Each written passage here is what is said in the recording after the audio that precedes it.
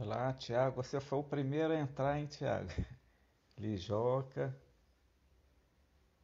E muita gente entrando já. Sejam muito bem-vindos. Lúcia, seja muito bem-vinda.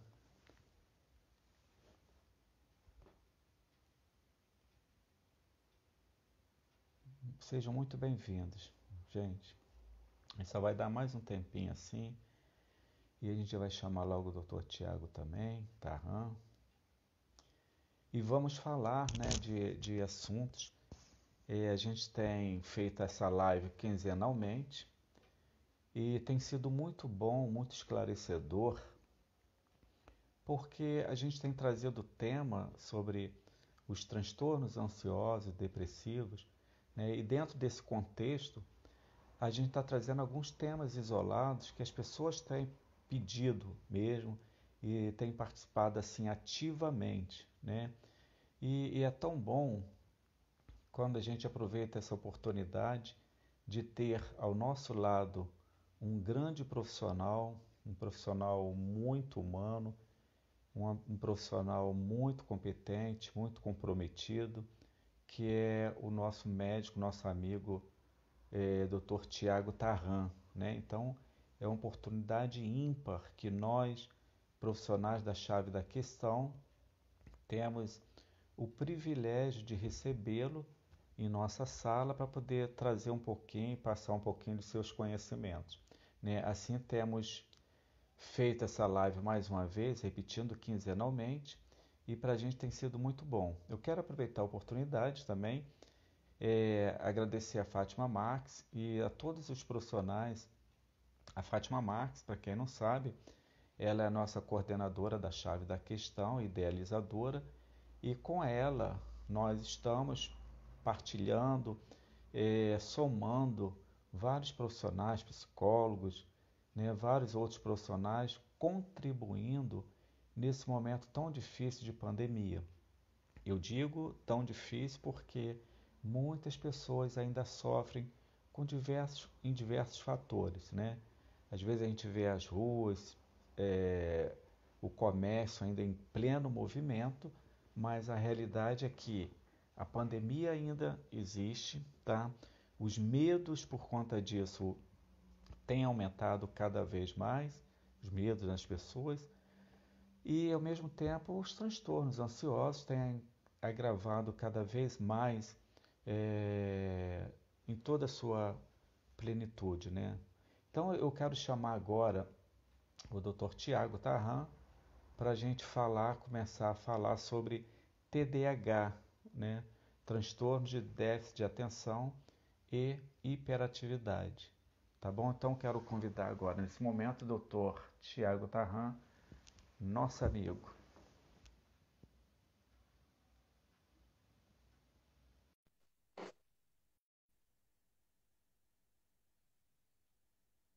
Aguardando o Dr. Tiago Tarran entrar, entrou, vez mais elegante, nosso amigo Tiago Tarran.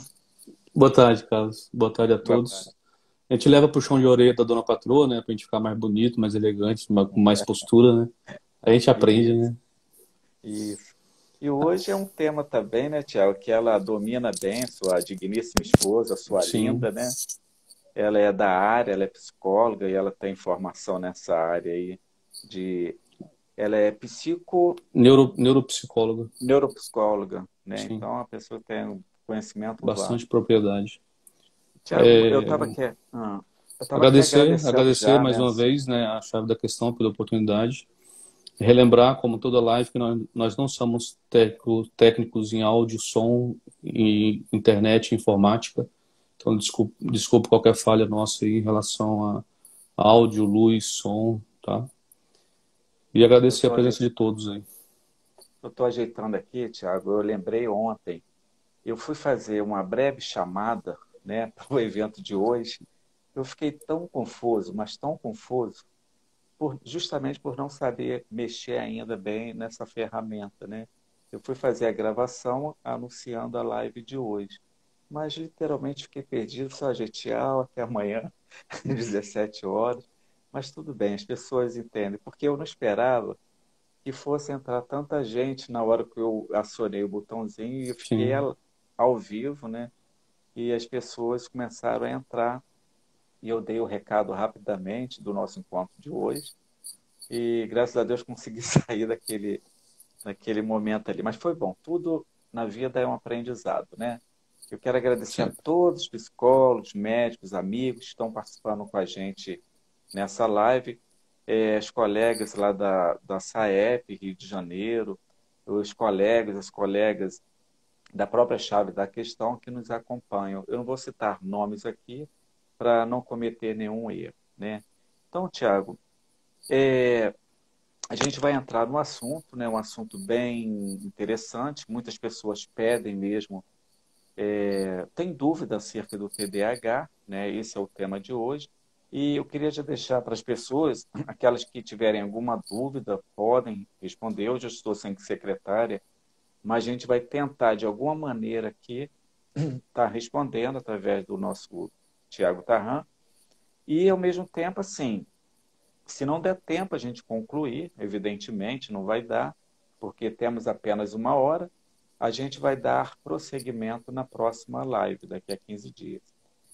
Tiago, então, vamos entrar, vamos falar um pouco do TDAH. Né? A gente sabe que o conhecimento acerca do transtorno do déficit de atenção com hiperatividade, que aqui chamamos de TDAH, tem sido cercado de ideias falsas e até mesmo desprovidas de embasamento científico e até muitos diagnósticos são feitos por familiares, educadores e os próprios profissionais, às vezes, de saúde, que às vezes estão despreparados para tal assunto, né? E muitas das vezes o teste, a pessoa faz teste de sim ou de não, né? E o famoso Dr. Google tem sido, assim, na minha concepção, tem sido referências para conclusões errôneas, né? E a gente sabe que o TDAH é um distúrbio onde o diagnóstico é fundamentalmente clínico e, com certeza, né, envolve várias facetas a serem observadas. A gente não pode banalizar, a gente não pode falar sem que tenhamos o conhecimento do assunto. E a minha primeira pergunta, Tiago, vai o seguinte: o TDAH, transtornos de déficit de atenção e hiperatividade, em termos cerebrais, o que acontece, na verdade, no cérebro da pessoa com esse distúrbio? Então, Carlos, o TDAH é uma doença bem prevalente, cada vez mais diagnosticada, muito confundida com outras patologias, como a gente vai conversar mais na frente. Mas, por definição, o que é o TDAH? TDAH é uma sigla, como o Carlos falou, tá? TDAH, transtorno de déficit de atenção e hiperatividade. É um transtorno neurobiológico, neurobiologicamente descrito, genético e hereditário, que aparece muito comumente na infância e frequentemente permanece na idade adulta. E se caracteriza por três situações, que é os principais sintomas, que são a desatenção, a hiperatividade e a impulsividade. E por definição, essas características têm que estar presentes pelo menos por 6 meses de desatenção e ou hiperatividade e impulsividade, com início durante o período de desenvolvimento. É bom deixar claro que o TDAH é uma patologia que cursa no período de desenvolvimento da criança ou do pré-escolar.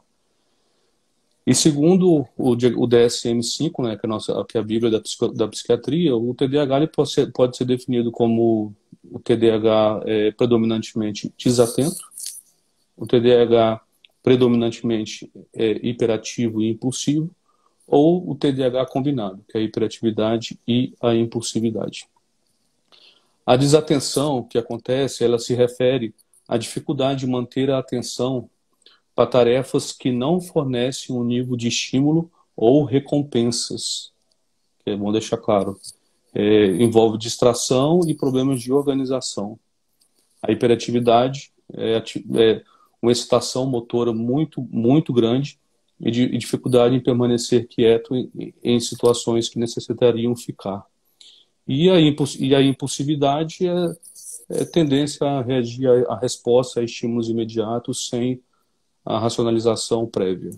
Então, é uma patologia bem prevalente, que a gente encontra muito no nosso dia a dia e que impacta muito, tanto a criança, adolescente e até mesmo o adulto. Uhum. Tiago, o TDAH, ele é comum e, ao mesmo tempo, assim, quais são as causas dele? Só para poder dar uma ênfase bem acerca disso, né? Se ele Então, é comum, né? E quais são as consequências, as causas, na verdade, do TDAH? o TDAH ele é o transtorno mais comum em crianças e adolescentes no serviço psiquiátrico. Então, é o transtorno mais comum de criança e adolescente. Ocorre em torno de, em média, em 5% das crianças e cerca de 10% das crianças em idade escolar. 80% das crianças com transtorno têm chance de continuar com TDAH na adolescência. E 50% têm chance de levar o transtorno para a idade adulta. Então, é uma doença que afeta diretamente a qualidade de vida, se não tratado, e impacta negativamente na vida da pessoa. Existem características diferentes que nós vamos conversar sobre criança e adulto, né, a forma como se manifesta. As causas do TDAH, como na maioria dos transtornos psiquiátricos, né, cara, não tem uma causa só específica. Uhum. As principais causas, obviamente, são genéticas. É muito comum a gente dar diagnóstico de TDAH para criança ou adolescente e na pesquisa descobrir que o pai ou a mãe, ou avô, avó, tios também são. Aquele velho ditado que a fruta não cai longe do pé, né, Carlos? Não tem jeito. Verdade. Além dos fatores genéticos, existem fatores, né, sociais, bioquímicos, orgânicos, sensórios, motores, fisiológicos, comportamentais. Existe também a questão da convivência, né, conviver muito com um adulto TDAH vai fazer com que a criança também tenha repetição de atitudes e acabar se tornando também um TDAH ou um pseudo-TDAH e necessitar de intervenção até mais complicada. Então, não tem uma causa específica. Existem fatores de risco já bem estabelecidos na medicina, que é baixo peso a nascer, menor de 1,5 kg, traumatismo craniano, deficiência de ferro, abuso de álcool e drogas, exposição a chumbo. Tudo isso também aumenta a chance da prevalência do TDAH. Tiago, assim, os sintomas mais clássicos do TDAH. Então, normalmente acontece sempre em torno de 4, 5 anos e, na grande maioria dos casos, até 12 anos. O pico diagnóstico nosso costuma ser mais ou menos entre 8 e 10 anos, que é quando a gente costuma ter os diagnósticos. E a maioria apresenta primeiro a hiperatividade ou a impulsividade. Normalmente, o TDAH, que é predominantemente desatento, o diagnóstico acaba sendo mais tardio, porque acaba sendo menos perceptível pelos pais ou até professores. Então, o TDAH só desatento, ou predominantemente desatento, o diagnóstico costuma vir na adolescência, em alguns casos até na idade adulta. Agora, quando tem hiperatividade e impulsividade, isso salta aos olhos, né, seja do educador ou em casa, aí a procura acaba sendo mais precoce. E os sintomas são esses: a desatenção, a impulsividade e a hiperatividade, que podem estar juntos ou ser predominantemente desatento ou predominantemente hiperativo e impulsivo. E a impulsividade é muito comum, né, Tiago? Muito comum, a gente tem observado. E o que tem levado, às vezes, alguns curiosos a algum diagnóstico errôneo, né? Às vezes a criança é muito agitada e às vezes a pessoa confunde, hiperativa, a pessoa já começa a colocar rótulo e não é bem assim, a gente precisa ter esse cuidado, né? Sim. Tiago, existe o, o transtorno déficit de atenção, né? O TDA, sem hiperatividade e com hiperatividade. Sim. Fale um pouco mais sobre isso. Então, a própria, é o que a gente falou agora, né? Existe o TDA só desatento, o TDA, que é predominantemente desatento, sem a hiperatividade. E existe o TDAH, que envolve também a desatenção associado à hiperatividade e impulsividade. A gente não consegue separar a hiperatividade da impulsividade. Os dois acontecem juntos. Mas a gente consegue, a pessoa consegue ser desatenta, mas não ser hiperativa. O que atrasa muito o diagnóstico, Carlos, o desatento ele passa desapercebido e vai levando o transtorno, normalmente até adolescência, idade adulta, e normalmente quando vem só a desatenção, é muito confundido com outras situações dentro da própria psiquiatria, acaba sendo maltratado ou tratado de uma forma não correta e chega na idade adulta e com impacto muito negativo, né? Eu, falar um pouquinho sobre o adulto com TDAH não tratado. Embora seja um transtorno infantil e comece no período de desenvolvimento da criança, persiste, né, na idade adulta, em torno de metade dos casos. Basicamente reconhecido na infância e adolescência, mas sem a hiperatividade vai carregar para a idade adulta. Nos adultos, os sintomas mudam. A dificuldade de concentração, dificuldade para concluir tarefas, que é o comprometimento de função executiva, né? Executar, planejar, executar funções, oscilação de humor, impaciência, dificuldade de manter relacionamentos, dificuldade de manter empregos. A hiperatividade nos adultos envolve agitação, irritabilidade, muitas das vezes agressividade verbal, diferente da hiperatividade da criança pequena, né? No adulto é diferente. E além disso, no adulto acontecem outras situações também, principalmente pensando na hiperatividade e na impulsividade, que é envolvimento com acidentes de trânsito, que é muito comum por desatenção, envolvimento com drogas, álcool e drogas, a pessoa que não parece que está no mundo da lua, né? Os rótulos que a gente vê no dia a dia. Isso envolve baixa autoestima, desmotivação, sentimento de inutilidade, e que acabam acarretando características de transtornos depressivos, ansiosos. Frequentemente, eu até comento com minha esposa, que é, como o Carlos citou, que é neuropsicóloga, frequentemente a gente recebe no consultório pacientes que vêm com um diagnóstico prévio de ansiedade, depressão, e que você faz uma boa anamnese, você faz uma boa leitura da pessoa e percebe algumas características, aí você vai investigar, o diagnóstico é um TDAH não tratado. E que você, aí você usa a medicação correta, né? O tratamento é muito mais assertivo e muda muito a vida da pessoa, enfim. Então, é uma doença que precisa de um diagnóstico correto, principalmente no adulto, e o tratamento muda por completo a vida da pessoa. Tiago, você falou uma coisa tão interessante, né? Dentre tantos outros que você tem falado.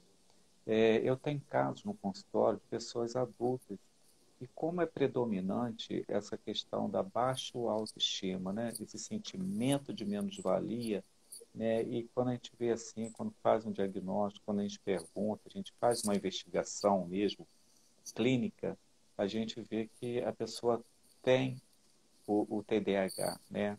E quando na infância não foi tratado, né? Infelizmente, a gente precisa ficar muito atento. A gente quem? Nós como pais, nós como educadores, nós como formadores de opinião, para poder fazer um encaminhamento mais assertivo possível, né? Porque uma criança com TDAH, ela sofre muito.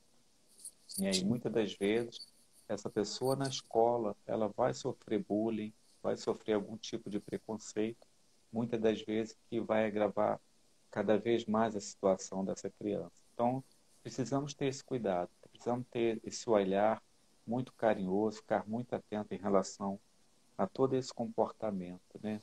E o que a gente percebe aí nos últimos anos, Carlos, é a própria questão pedagógica. com acesso à informação, né? A gente percebe muito mais as escolas mais atuantes, com orientação precoce aos pais para procurar auxílio. Então, isso é muito bom, coisa que há 10, 8 anos atrás a gente via muito pouco, hoje a gente vê com muito mais frequência a escola, né, ajudando no diagnóstico precoce, ajudando na intervenção precoce, e isso é muito bom mesmo. Assim, e a Karina fez uma pergunta aí. Pergunta não, ela fez só, trouxe um questionamento. Quando não tratado, né, a questão do TDAH, a família toda sofre, Sim, evidentemente, claro. E né, sofre, né, e não é pouco não, sofre muito, tá? é, Principalmente adolescência, adulto com TDAH, pelas questões que a gente falou, né? Principalmente se for hiperativo, né, e impulsivo.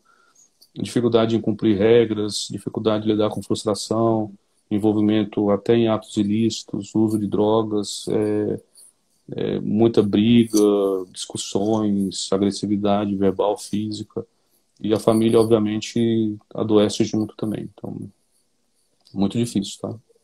Melina está falando aí sobre a intervenção precoce, ela é fundamental, exatamente isso, né, que é o Sim. que você acabou de falar, principalmente a visão dos educadores. Né? E, Tiago, assim, e como tem levado, sobremaneira, assim, você tem essa experiência também em clínica de dependência química, né? E como tenho, recebo também casos, né? Porque eu também tenho essa especialidade na área de dependência química e a gente vê como é comum, né? As pessoas com esse distúrbio, né, do TDAH, a pessoa buscar a droga mesmo, né? Isso tem, cientificamente, tem uma explicação disso. Você quer falar um pouco sobre isso, Thiago? Até Então, como alerta se não faz, né? a própria é, idade da adolescência, por exemplo, é uma idade onde normalmente a busca por curiosidade, aceitação social, aquele sentimento de super-homem, Mulher Maravilha, que nada vai acontecer, que consegue resolver tudo sozinho, enfim. Isso por si só já faz o adolescente ser mais propenso a iniciar o uso de droga. Por conta do TDAH, principalmente a hiperatividade, que gera impulsividade, esse caminho acaba sendo muito mais rápido e até mais perigoso. Além da busca por alívio do sofrimento, né, prazer rápido, a droga, né, a gente sabe disso, durante o efeito dá prazer, senão ninguém usaria. Mesmo que depois venham todas as situações ruins que a gente já sabe, mas durante o uso traz um prazer e traz um certo alívio, mesmo que momentâneo, para as angústias e sofrimentos da hiperatividade, por exemplo, da impulsividade. Então, o TDAH não tratado, principalmente adolescente e adulto, é um barril de pólvora. Basta uma fagulhinha para poder pegar fogo, explodir. E esse caminho do TDAH para a dependência química é um caminho muito comum, muito comum. Estima-se que em torno de 40 a 70% dos adultos jovens não tratados de TDAH desenvolvem dependência química. Não é uma estatística pequena, isso Poxa, é gritante, é brutal. E isso a gente vê na nossa prática, né, Carlos? sim, sim. Tiago, o TDAH, ele é predominante em meninos ou meninos são mesmo mais agitados, são mais bagunceiros? O que que você me diz sobre isso? Então, no geral, o TDAH é 2 vezes mais comuns em meninos, 2 vezes mais comum. Embora os índices acabam variando de acordo com o tipo de TDAH. O predominantemente hiperativo e impulsivo ocorre até de 2 até 9 vezes mais em meninos. Embora o desatento acaba sendo meio que prevalente. E é uma coisa, e é uma situação até comum nos transtornos do neurodesenvolvimento, né, Carlos? O Uhum. autismo é mais comum em menino, o TOD é mais comum em menino, o TDAH é mais Sim. comum em menino. Isso não quer dizer que as meninas se excluam, tá? Mas Uhum. é mais comum em meninos. Principalmente a hiperatividade e a impulsividade, né? Questões É, hormonais, neurobiológicas, a gente ainda tem muita coisa para se descobrir sobre isso, mas é mais comum em meninos. Tá? Tem algumas perguntas aí que estão passando rápido e não está dando para pegar, mas se a pessoa ficar sem a resposta, né, Tiago, a gente, no próximo momento, a gente responde, ou então na Sim, própria chave da questão, o Tiago pode responder, o que eu puder eu respondo também. sim. Tiago, a gente sabe que a OMS, a Organização Mundial de Saúde, reconhece, né, a existência do TDAH. Mas também, por outro lado, sabemos de estudos que apontam a não existência do TDAH. Fala-se até que ele é uma boa desculpa, por exemplo, para pais que não conseguem colocar limite nos seus filhos e para educadores também justificarem suas deficiências, né, suas dificuldades de ensinar, né? O que há por trás dessa discussão, Tiago? Então, como você falou, o TDAH é uma patologia reconhecida oficialmente pela Organização Mundial de Saúde e a grande maioria dos países pertencentes à ONU. Então, é uma doença neurobiologicamente descrita e, e na prática, Carlos, não existe nenhuma controvérsia sobre a existência do TDAH. Existe um consenso internacional publicado pelos mais renomados médicos, psicólogos, neuropsicólogos de todo o mundo sobre o TDAH. Para quem é leigo, o que é o consenso? São publicações científicas realizadas após extensos e longos debates entre pesquisadores de todo o mundo, de várias regiões do mundo, regiões de culturas, alimentações sociais diferentes, incluindo pesquisadores que não pertencem ao mesmo grupo que possa ter algum benefício e que não compartilham as mesmas ideias sobre o transtorno. Então, o consenso existe, é uma doença neurobiologicamente descrita,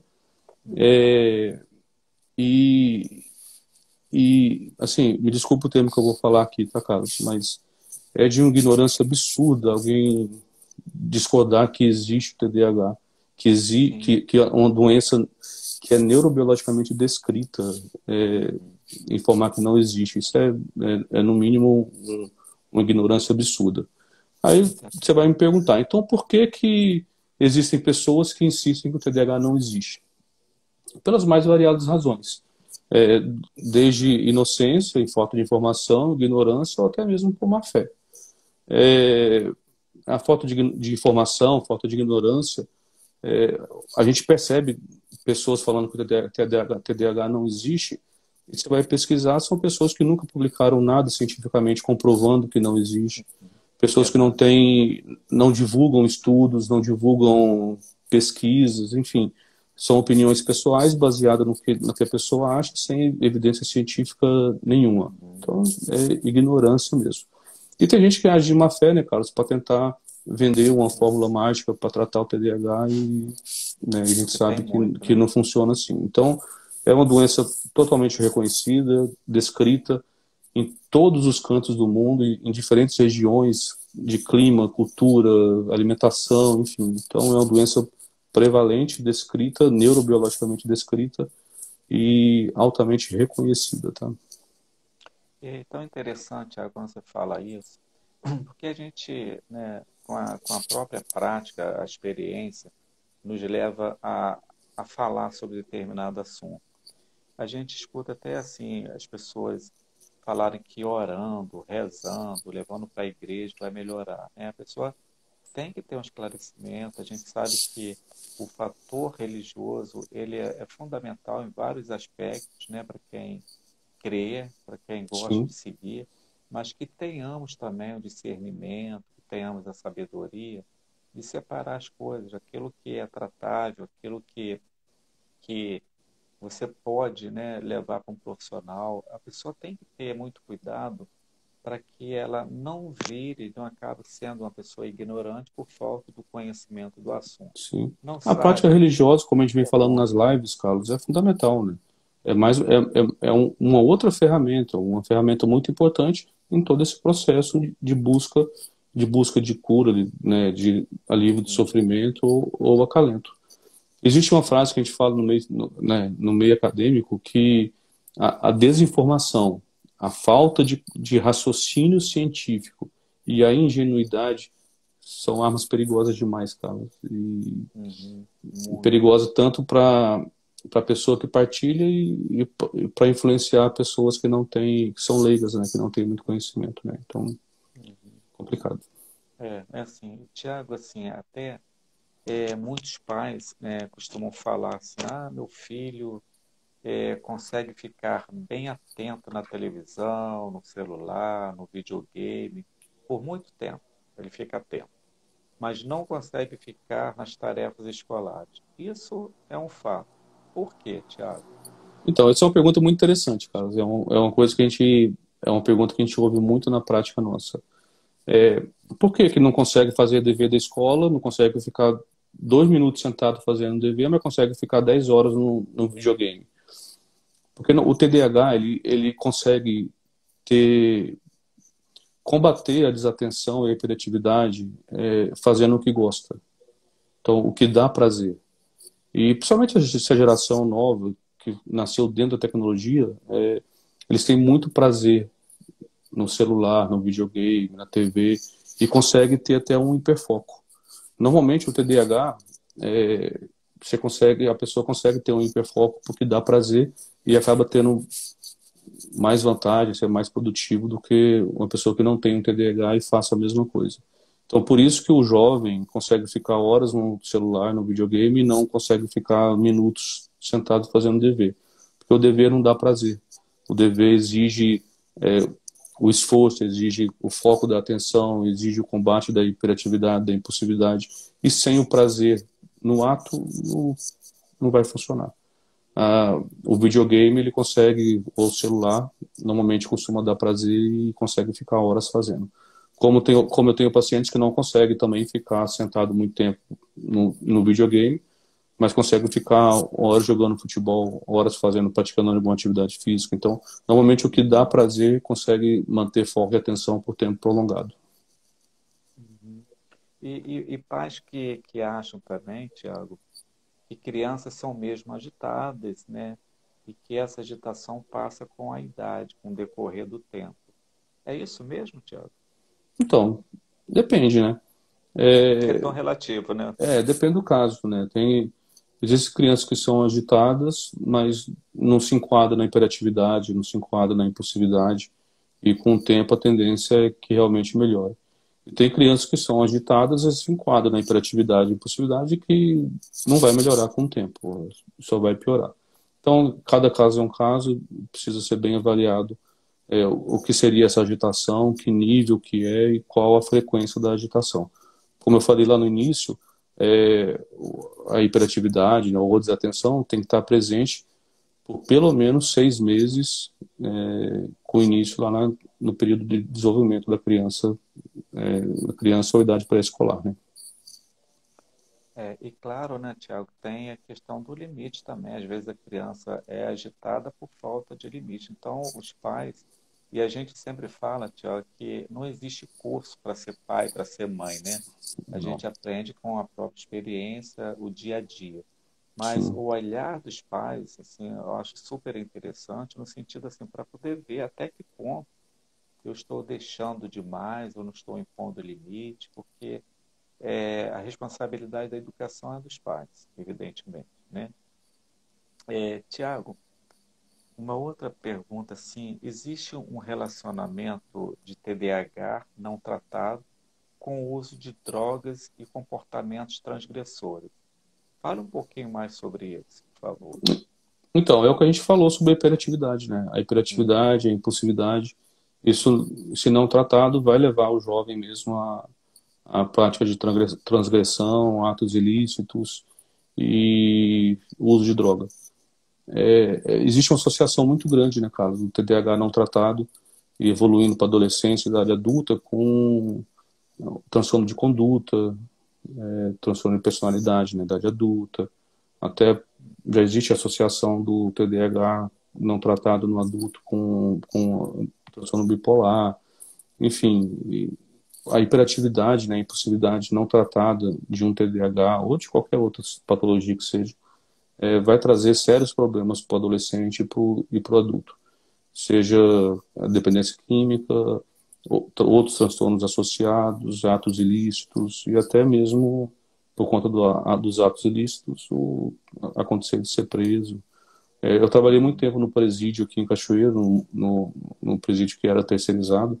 A quantidade de detentos, né, que tinham TDAH não tratado e que foram para dependência química, para tráfico, para roubo, enfim, muito grande.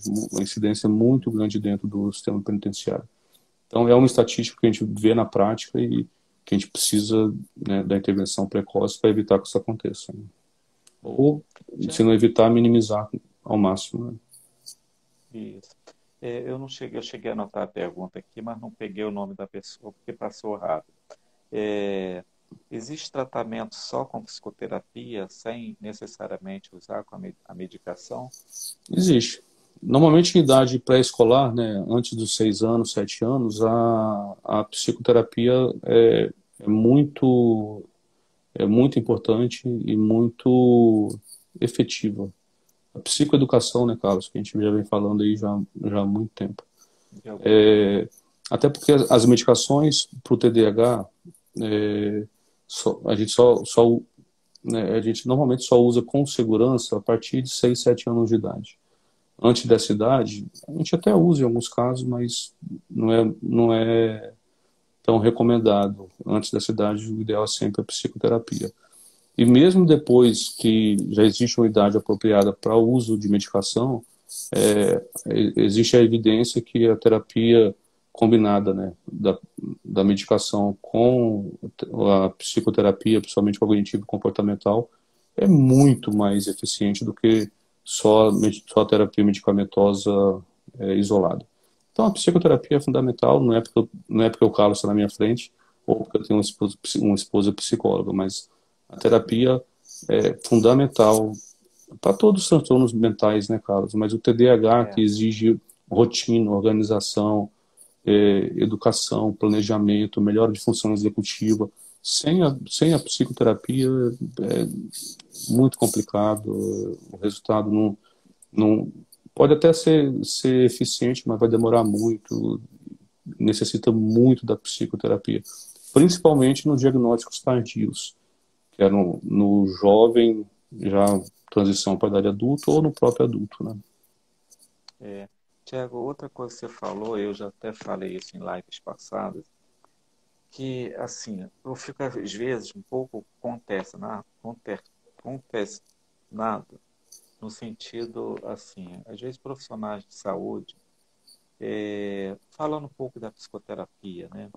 Às vezes ela chega para uma consulta clínica e manda, o médico faz o exame, não é diagnosticado nada, não aparece nada, e a pessoa passa um remédio e manda a pessoa ir para casa. Quando eu já recebi vários casos aqui, Thiago, de transtornos ansiosos, dentro do quadro, por exemplo, síndrome do pânico, e sem que esse profissional de saúde oriente a pessoa, o paciente, da importância de buscar uma psicoterapia para poder rever aquela situação. Então, eu tenho atendido alguns casos aqui e a gente encontra a desinformação até mesmo na questão mesmo dos profissionais de saúde, né? Então, se a gente pudesse fazer uma campanha no sentido, puxa vida, porque a prevenção, eu sempre falo, Tiago, é um remédio, assim, é uma prevenção, né?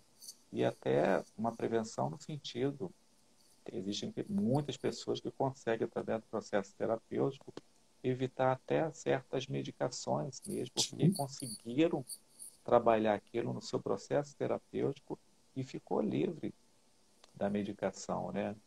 Mas eu fico assim um pouco triste de certa forma quando um profissional de saúde não reconhece isso e até mesmo, eu diria, da sua própria área da psiquiatria, não encaminhar para o especialista certo, né? Então, Então passa, a gente tem um problema grave, né, Carlos, não existe existe, claro, mas deveria ser muito mais comum essa aproximação interdisciplinar, né? A psiquiatria com a psicoterapia, com o psicólogo, isso deveria ser mandatório, né? E a gente percebe que na prática não é. Além dos, né? Aí eu vou, talvez eu acabe falando até um pouco a mais, isso pode gerar até um desconforto, mas até colegas psiquiatras também que não encaminham ou, né, por cansaço, enfim, acaba não tendo um diagnóstico tão preciso, tão correto e, enfim, né, bom, se eu ficar quieto, É. senão eu vou falar um monte de bobagem aqui pra cá. Pois é, que essas pessoas, Tiago, com certeza tem colegas nossos, médicos, assistindo, e há de convir que essas pessoas também esclarecedoras, elas estão entendendo exatamente o que a gente está falando. Há pouco a gente falou de ignorância, né? Sim. Mas isso, quando a gente fala da ignorância, está em todo segmento, Sim. inclusive profissionais de saúde também. E o diagnóstico psiquiátrico é uma coisa tão complexa, Carlos. Não é um. Eu costumo dizer que a psiquiatria, às vezes, 2 mais 2 é 3, é 5, nem sempre é 4. O diagnóstico psiquiatra exige um acompanhamento, exige consultas. Porque você imagina um diagnóstico, mas durante o tratamento, durante o acompanhamento, você pesca alguma característica, acaba mudando o diagnóstico. Então, dar diagnóstico em primeira consulta, segunda, É é verdade, complicado. é verdade, é verdade. E, Tiago, eu sempre falo assim, que você é um profissional muito assertivo, viu? Pelo menos assim, os pacientes que eu tenho te encaminhado têm tido assim resultados muito fantásticos, viu? E eu sempre falo o seguinte, olha, existem casos e casos, existem casos que há uma necessidade fundamental de fazer um acompanhamento também medicamentoso através do psiquiatra para a gente buscar esse equilíbrio e um melhor entendimento na psicoterapia, né? Então, muitos, né, você sabe, conhece muitos que fazem terapia comigo e que fazem tratamento com você também, estão tendo assim resultados fantásticos, né? Eu fico muito A gente feliz com trabalha para isso, isso, né, viu? Carlos? Né? Exatamente. Nosso trabalho é isso, né? Qualidade de vida. É, pois é. Tiago, e uma outra coisa, já que a gente está falando de remédios, existem falas, né, Tiago, de que os remédios usados no tratamento do TDAH provocam efeitos colaterais sérios e podem causar dependência, né? Embora você já tenha falado, né, em outras palavras, eu queria que você reforçasse um pouco, né? Isso é verdadeiro, Tiago? Então, antes da gente começar a falar em medicação, só deixar bem claro que eu não tenho nenhum conflito de interesse com nenhum laboratório. Então, se eu citar aqui nomes comerciais, é puramente por citação. Eu não tenho nenhum conflito, não sou contratado de nenhum laboratório, não sou acionista de nenhum laboratório. Então, né, só para Bom deixar bem deixar claro. claro, né? Sim, isso tem que ser bem claro. A gente tem no mercado hoje, aqui no Brasil, 4 medicações para o TDAH, que vão variar de tempo de ação, efeitos colaterais e, obviamente, custo. A Ritalina LA, Concerta e o Venvance. A Ritalina LA e o Concerta, essas 3 medicações têm o mesmo princípio ativo, que é o metilfenidato. A diferença deles vai ser o tempo de ação. Ritalina em torno de 4 horas e meia, estourando 5 horas. Ritalina LA e Concerta em torno de 6 a 8 horas. E, e os efeitos colaterais, como é a mesma substância, os 3 podem ter os mesmos efeitos colaterais. Mais evidentes no Ritalina, que é a liberação imediata. Os outros, por ser liberação prolongada, acaba tendo um efeito colateral mais diluído.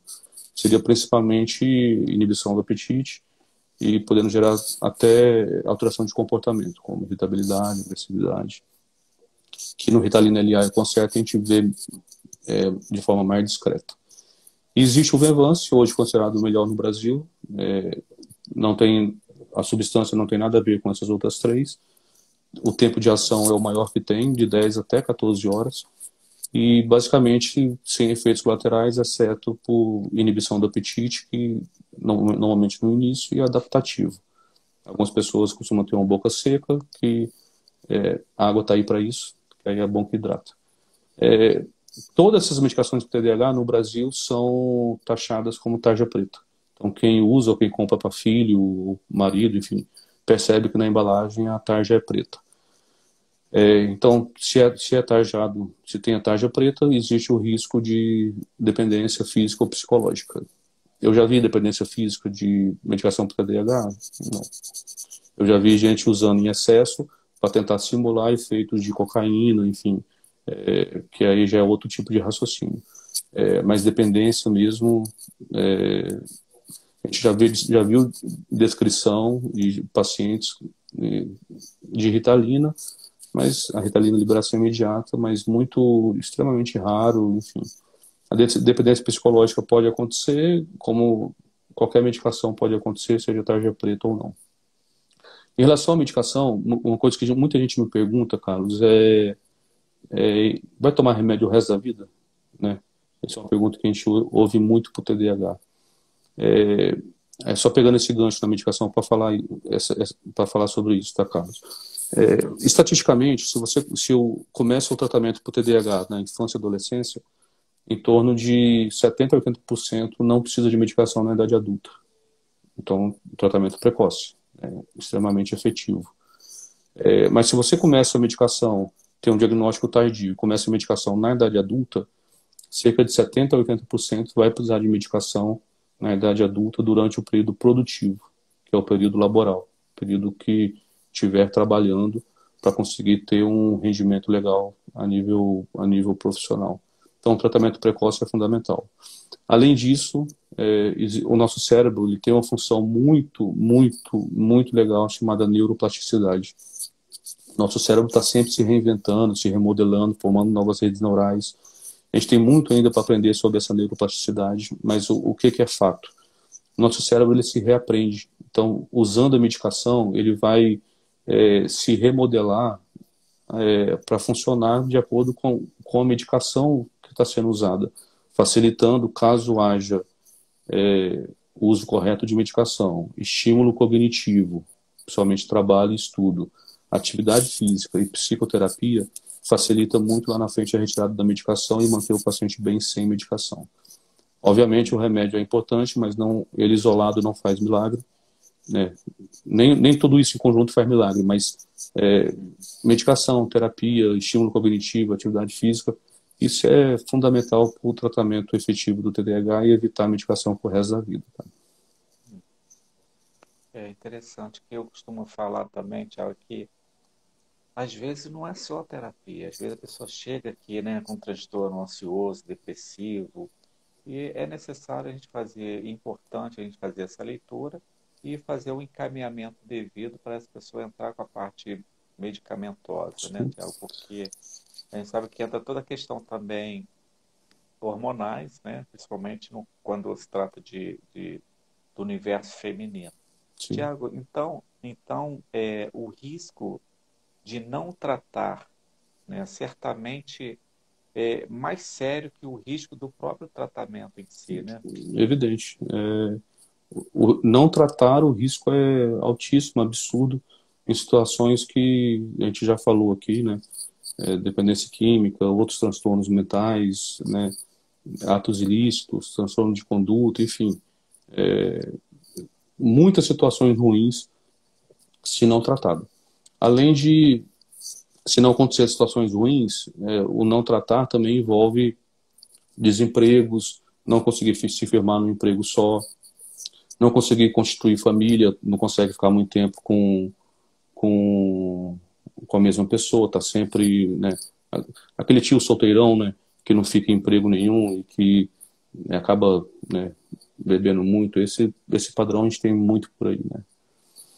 Outra coisa importante que eu esqueci de falar em relação até você citou lá atrás, a neuropsicologia. Qual que é a vantagem da neuropsicologia pensando no TDAH? Primeiro, tentar diagnosticar o tipo de atenção que é prejudicada.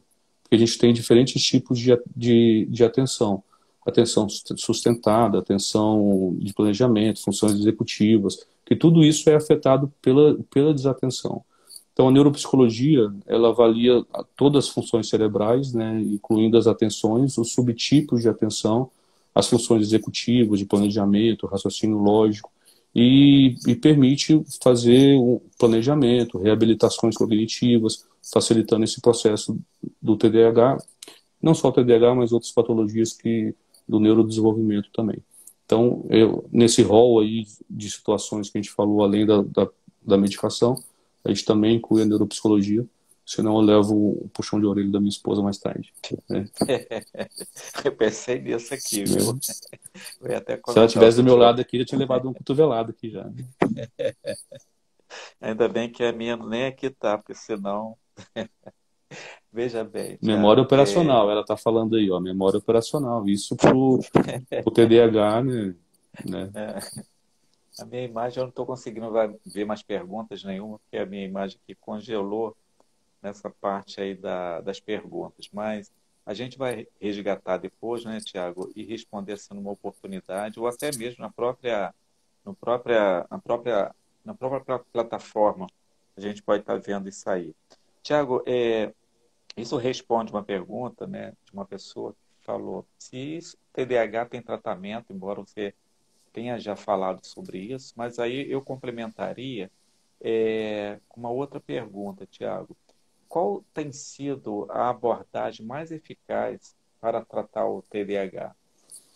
Então, a abordagem mais eficaz, obviamente, é a terapia combinada, né, Carlos? De medicação com psicoterapia.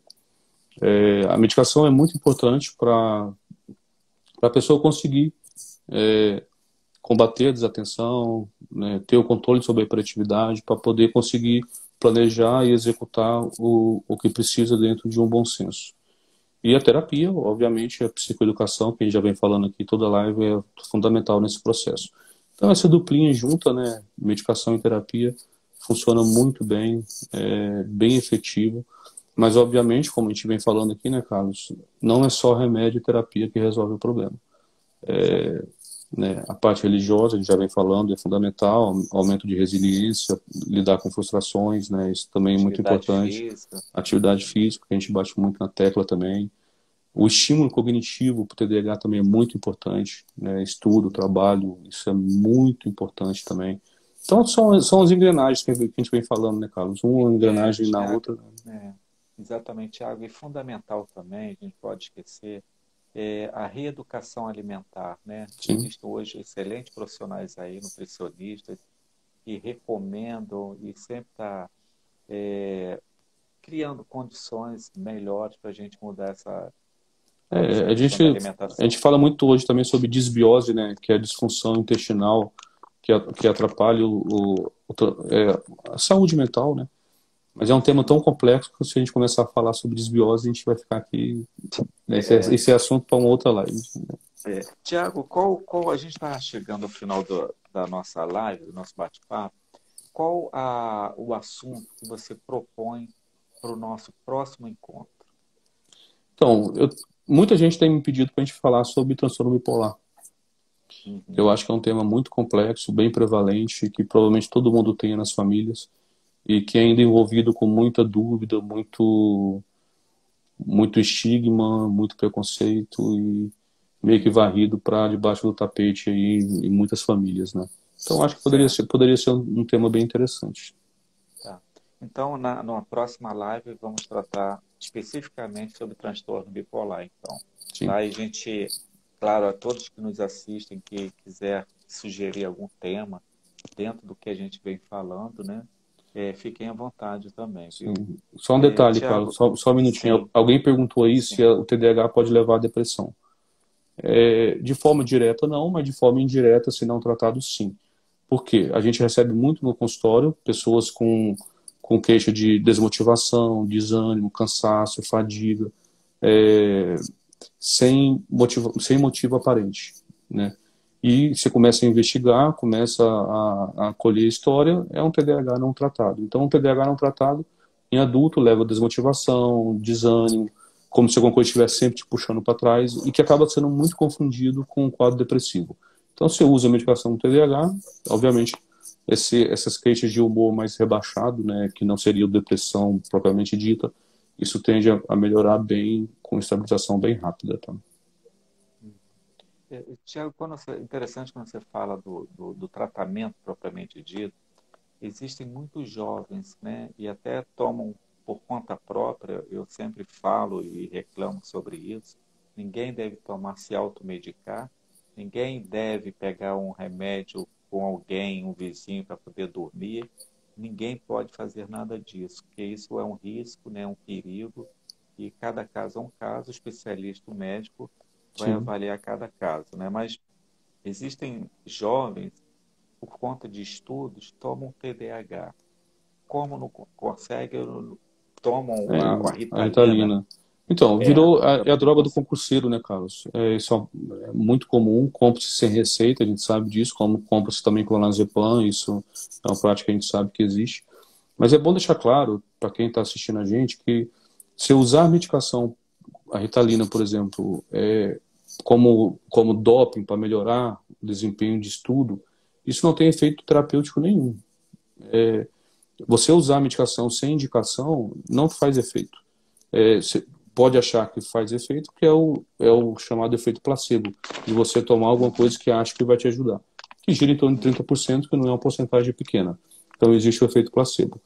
Porém, quem usa a Ritalina sem ter o TDAH, pode acontecer situações extremamente graves, como quadros depressivos, psicoses, alucinação, delírio, risco de morte súbita por arritmia, indução, ideação suicida com tentativas. Então, usar esse tipo de medicação, tem gente migrando para o Venvance para fazer isso, mas usar esse tipo de medicação como doping para melhorar o desempenho no estudo, isso assim, é um erro extremamente grave e que pode custar a vida de vocês.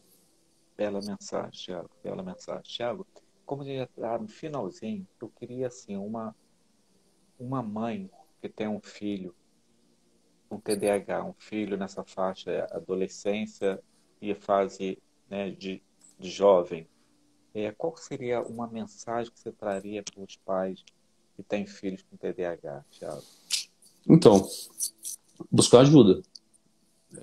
Isso é a palavra-chave, buscar ajuda. Não só para o filho ou adolescente, mas para vocês também, pais. A gente fala muito sobre educação parental, a forma como os pais podem ajudar no tratamento, como lidar com o filho com TDAH, com o filho tratado ou com o filho não tratado. A forma de lidar, a forma de intervir, porque tem que continuar educando, não é porque tem TDAH que vai passar a mão na cabeça e deixar fazer o que quer. Não, a gente tem que continuar educando, é, dando os esporrinhos que a gente tem que dar, educar e não passar a mão na cabeça. Então, a educação parental também é muito importante. E buscar ajuda para o filho ou filha. A partir do momento que começa a tratar, obviamente o comportamento melhora, a harmonia familiar, obviamente, melhora também e melhora em cascata para todo mundo. O ambiente familiar se torna outro com um jovem ou criança tratada de forma eficiente.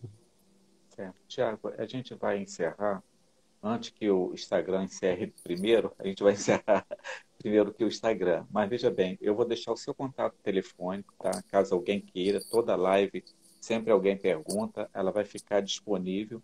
E eu quero te agradecer, Tiago, e agradecer a Chave da Questão também pela oportunidade que nos dá de estar trazendo informação, conhecimento para todas as pessoas, tá? Que Deus te abençoe, você, sua esposa, seus filhos, e que a gente esteja cada vez mais juntos. Daqui a 15 dias, vamos falar sobre transtorno bipolar. Muito Amém. obrigado, viu, Tiago? Agradecer mais uma vez a parceria, o convite para estar participando. Agradecer a Chave da Questão pelo espaço. E daqui a 15 dias estamos de volta. Beleza, Tiago. Um abraço, tudo de bom, viu? Eu quero agradecer também a todos que aceitaram o nosso convite, né? E que certamente estarão conosco também daqui a 15 dias. E o que a gente pede a todos, Tiago, que propagam essas informações. A gente não está aqui querendo ganhar, não somos mercenários, estamos aqui como voluntários, apenas para poder trazer informação. Então a gente pede que as pessoas compartilhem para que a gente chegue a esse maior número de pessoas e conhecimento não ocupa lugar. Informação é para Né? ser partilhada e não guardada. Né? Exatamente. Tiago, então, que Deus te abençoe, que Deus te ajude muito. Um abraço aí para a esposa, para os filhotes, para todos.